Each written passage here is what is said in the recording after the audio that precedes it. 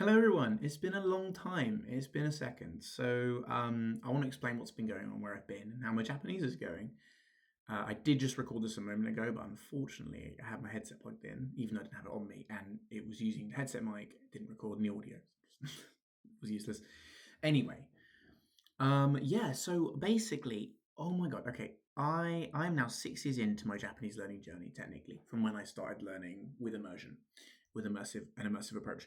That was back in February 12th, 2020. That was the first day I sat down and decided I was going to watch anime raw, no subtitles for the first time, and really get into it. So before that, I'd already been like passively listening to anime I'd already watched in my earphones. But that was when I got home because of the lockdown and was like, I literally went into the front room. I remember this clearly. I went into the front room and said, Dad, I'm going to learn Japanese. I'm going to get fluent and I'm going to do it through an immersive approach, just like a baby would. I said that to him, and I went back to my room and I watched Oromonogatari, and I torrented a bunch of shows, of course. And I watched that for the first time. I hadn't seen it before, and yeah, that was where it started. And now it's been 6 years and a month. Nearly, no, it's been 6 years and a half a month since that day. And for the first 2 years, I was making incredible progress. But even over the course of those 2 years, many things changed in my life that slowed me down over and over, right? Because I was like, it's lockdown, right? I've always wanted to learn a language. I've always wanted to since school. I'm gonna. I've always wanted to learn one. I was really dedicated. I was a really good Spanish student in secondary school. I really tried hard, and like again, I don't know any Spanish anymore. It was useless. That method didn't work. Didn't do anything. But I really tried hard. I really wanted to. Um, and when I finally discovered immersion and immersive approaches, I was like, oh my god, okay, this actually can possibly work. And I was like, lockdown's perfect excuse. I've got no responsibilities. I'm done with my uni work. I can just devote my time to Japanese. It's good for me. It'll be good for my brain. It's good for your mental health, and it's something I can do in this boring era. But as time went on, obviously things changed. We went into a few different lockdowns, of course, in the UK. That's where I am, and over the course of that year, basically, well, over the course of the next year. First year I made loads of progress. The second year I changed house a couple times, and then I was about to have a kid. And then on the second year update, I have a 1 month old, and that's kind of where I shut off and slowed down and not quite stopped. I didn't stop Japanese for a while. For the rest of that year, after having my first kid, I'd have had less and less time, and I was more focused on being a dad and trying to get my uni degree on and trying to do work. So I had very little time. I was still doing mostly a lot of listening to um, YouTubers, Japanese YouTubers that were playing visual novels and reading them out loud. So I was mostly doing a lot of listening to that, which is really high level listening, right? It's really hard because they're reading fast, they're good readers, and they're reading really hard language because they're reading a visual novel, which typically is harder than just like manga.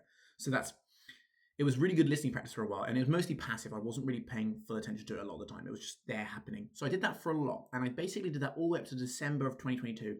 In January, February 2023, kind of slowed down, nearly stopped completely.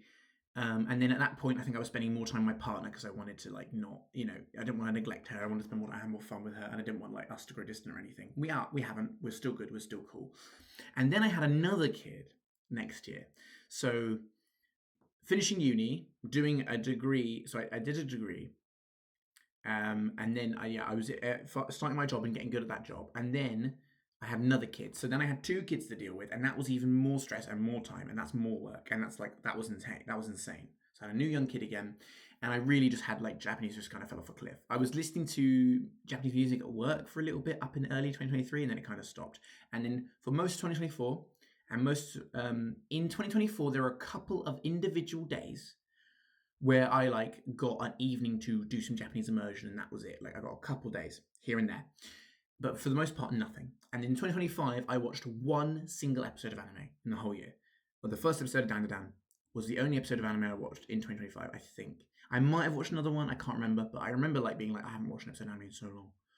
And I watched it. And I really enjoyed the first episode of Dan to Dan, and I was like, I really want to get back into this. But basically, for most of 2025, it's been a slog because I've had a young baby and an older toddler. I've had to deal with them. I've had to do my job. Then I do chores. Then I help cook. I'm usually cooking. That's fine. There's nothing wrong with our setup. But I was usually cooking, and then My partner's working 2 jobs, so she's already quite busy as well. And then usually, once I'm done with putting the kids to bed, doing the chores, cleaning up, it's like 10 p.m., 11 p.m. I just want to sit down and talk to my partner for an hour before we go to bed. And I want to spend that time with her. And that's what I've been doing for ages. So I just haven't had any time to really devote to Japanese. I don't want to prioritize Japanese over my partner or anything like that. So, but since the last couple months of this year, now that my youngest is nearly 2 and my older one is about to start school, they're old enough that they can play together. They're more fond of each other. They get on really well, and they make less mess because they're getting older. So it's actually given me more time in the evenings in the past, like genuinely like 4 weeks, to I finish the chores early because they haven't made much mess, and there isn't as many like the dishes I can get done quickly. And then it's like 9:30, and I've got a few hours to enjoy instead of like one. Like I'm not trying to make parenting sound like this grueling, harrowing experience. It's very rewarding. I have to promote it. It's great. I love being a dad. I'm very happy being a dad. I love my kids. I wouldn't want it any other way. And the thing is the nice thing about language learning is like I can stop Japanese. I can come back later. You know, it can. I've got my whole life to learn Japanese. If I got to stop for a few years, that's fine. I can come back to it.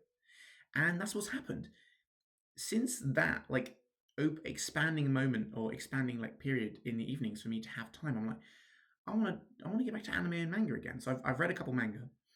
And I was reading some manga. I was reading the manga Girlfriends, and I've been reading a lot of One Piece recently. I've caught up a lot on that because I know it's about to end soon, I think. So I want to kind of catch up to the end.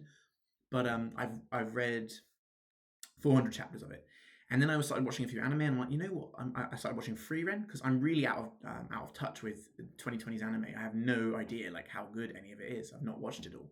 So I was watching Frieren, which is meant to be incredible, and yeah, my experience has been incredible because I was like, oh, I might as well start learning Japanese again. Like the fire got ignited again. I was like, I want to get fluent. I got to get there. It can't take me that bad, you know. I know it's been so many years since I've properly listened to any and read any, but maybe I can get back into it. But I'm amazed and so blown away by the speed at which I've like come back to understanding things. Like it's the thing is basically since I've been watching a couple shows here and there over the past week. I've watched more anime over the past month than I have in like the last year and a half. But I've watched like the first episode of Komi-san Can't Communicate. I've been rewatching Violet Evergarden, and I've been watching Frieren. But I watched the first 8 episodes of Frieren, didn't really understand a lot of it, and I was like, you know what, I'm going to start from the beginning again and go from episode 1, go through, and we're going to systematically watch this, and we're going to try and Anki. So I got Anki again. I wasn't Ankiing from 2023 onwards. I wasn't. Anki was gone. Wasn't using it anymore. So I wasn't really repping any cards or anything. So most of my language learning had stopped. And my peak was kind of in like March 2022. That was like my best self. But since then, since I did kind of devote some time to it here and there, of course, it wasn't completely a drought. For mostly 2025, it was like almost nothing. Only one episode. But I've come back to it, and I watched the first episode of Frieren. It was kind of interesting. I didn't really get most of it. Most of it was jib. Not gibberish. I can still hear the words. I just didn't understand most of it anyway. I didn't understand most of the sentences I heard. But I started from episode 1 again, was watching it through systematically, making Anki cards for things as I go and looking at words as I go. And it's been coming back so quickly. And like the first few episodes now, I've understood really well, really quickly. Like I've been interspersing it with other anime as well, of course, because it's always fun to keep things interesting and fun in the language learning process by switching it up. And Violet Evergarden, I'm amazed because I haven't watched Violet Evergarden for like 3 years, but basically it's insane. What seems to be the case is that like the top 3,000 most common words, the foundation of Japanese, the foundational words for the Japanese language, the first 4,000, which are the most common ones and the most boring ones, I haven't really forgotten them. They're all still there. Like from what I can notice, when I'm listening, so many words I'm like I don't even think about. They're still there. They still process immediately. I looked at a frequency list the other day and I wanted to confirm. I was scrolling down, like, I can read that. That's fine. I don't need to like even look that up. It's fine. I know what it is. And it seems to be the first 3,000. It's all still there completely. Like I've heard all those words so many times and read them so many times that they're just locked in. And then it does seem to be that way for a lot of words. Like the other day I looked up a word and in its definition was nattoku. And I haven't thought about or heard the word nattoku for years. And it's still there. I haven't forgotten it. it's like there are some words I'm just never ever going to forget now because they've been locked in forever. And it's not that I never could, obviously, but like on my life, I wouldn't live long enough for them to be forgotten. It's that kind of level, like I'm never going to forget Yure. I'm never going to forget that word. I learned it in Toradora in like the first 4 months. I learned it really early on. It would take too long. Like I'm never going to forget it. I don't need to look it up. I know what it means. And there's a lot of words like that still.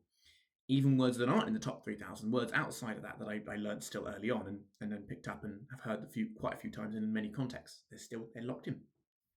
Obviously, there are many, many, many words I have forgotten, and usually like they sound familiar, and I look them up, and then I'm reminded, and I carry on, and it's fine. I don't make an Anki card for them because I'm like, oh, I do remember this word. Yeah, you've tickled a memory here when I hear it. If I'm reading it, obviously that's different, but I've mostly been listening to anime and watching the news and doing a bit of YouTube as well. I've been mixing up my immersion content over the last few weeks, and it's just good to get variety. The news isn't that interesting, but it's important to understand the news.